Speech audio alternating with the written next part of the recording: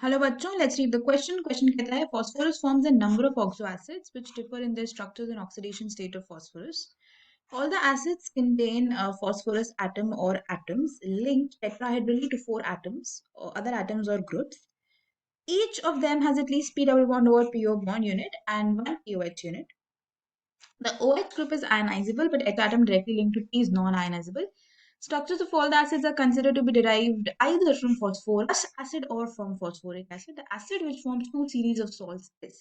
तो यहाँ पे आपको phosphorus family, phosphorus के oxo acids के बारे में कुछ बताया गया है in the passage और उसके basis पे आपसे question पूछा गया है कि ऐसा कौन सा acid है जो दो series of salts बनाता है H3PO4, H3PO3, H3PO3, H3PO2।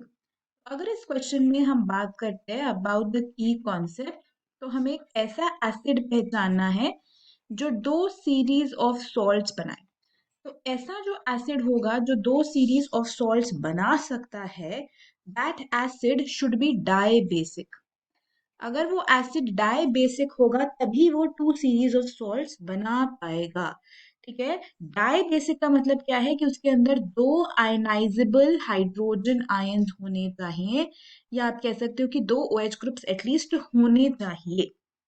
ठीक है, अगर हम यहाँ पे बात करते हैं H3PO4 की, तो क्योंकि वो डाई बेसिक होगा तभी वो न्यूट्रलाइज होकर दो मोल्स ऑफ सॉल्ट बना पाएगा, इसलिए हमें ऐसा एसिड ढूंढना है जो डाई बेसिक हो। तो H3PO4 की बात करते हैं, हमें P डबल बॉन्ड O होता है, देन ये OH है, OH है और OH है। इसकी बेसिसिटी 3 ना कि 2, तो ये नहीं हो सकता।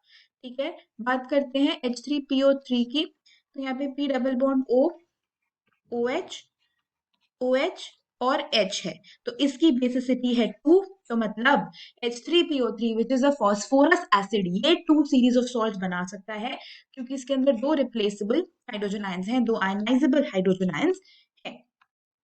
नेक्स्ट आपके पास है H3BO3। अगर H3BO3 की हम बात करते हैं, तो H3BO3 एक मोनोबेसिक एसिड होता है।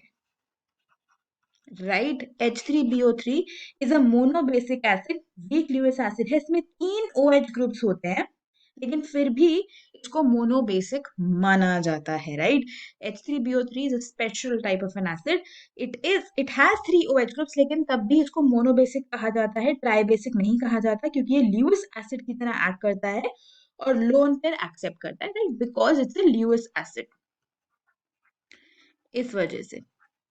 और अगर हम बात करते हैं H3PO2 की, तो यहाँ पे अगर आप देखो तो P double bond O, OH and दो H होंगे यहाँ पे, ये भी मोनोबेसिक होता है। ठीक है, दिस इज ऑल्सो मोनोबेसिक, मतलब इसकी बेसिसिटी इज 1, तो ये भी नहीं होगा, मोनोबेसिक वाले भी नहीं होंगे। तो ट्राई बेसिक यहाँ पे डाई बेसिक यहाँ पे H3PO3 ही है, तो यही दो सीरीज ऑफ सॉल्ट्स दे सकता है, ऑप्शन बी में दिया गया है। तो अगर हमें इस क्वेश्चन का फाइनल आंसर देखना हो, तो फाइनल आंसर इस क्वेश्चन का हो जाएगा option B. Hope you understood it well. Best of luck.